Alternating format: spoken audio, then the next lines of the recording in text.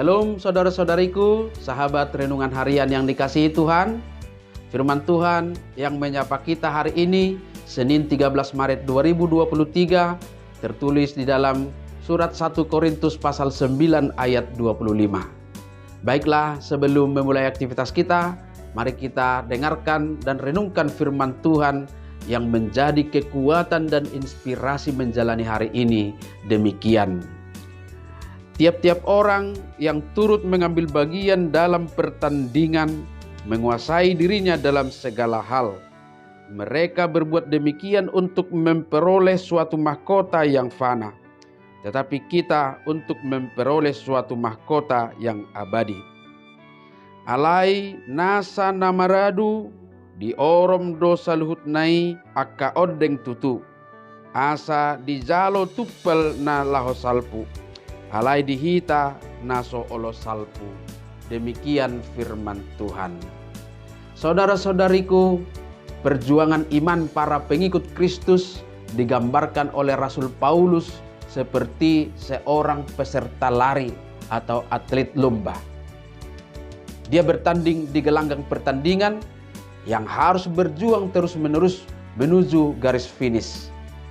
Supaya seorang atlet berhasil menjadi pemenang atau memperoleh mahkota, maka dia harus bertanding begitu rupa.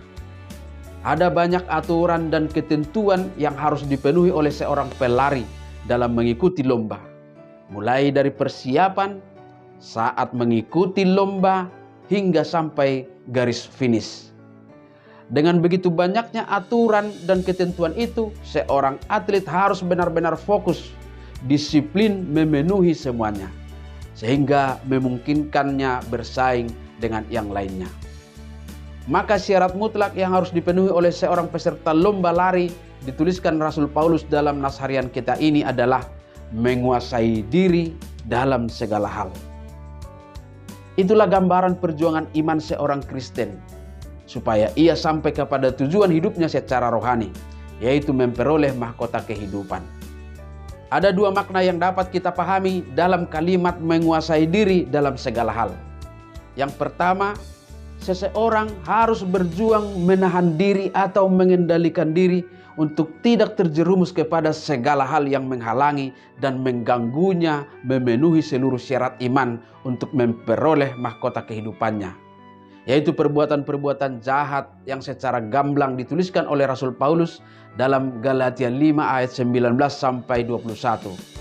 Percabulan, kecemaran, hawa nafsu, penyembahan berhala, sihir, perseteruan, perselisihan, iri hati, amarah, kepentingan diri sendiri, percideraan, roh pemecah, kedengkian, kemabukan, pesta pora, dan lain sebagainya. Sama seperti seorang atlet yang harus menahan dirinya untuk tidak tergoda kepada hal-hal yang merusak performa dan kesehatannya. Misalnya makan berlebihan, mabuk-mabukan, malas latihan, begadang, terlebih memakai obat-obat terlarang. Demikianlah orang percaya harus berjuang terus menjaga performa imannya dengan menjauhkan diri dari perbuatan-perbuatan dosa dan kegelapan.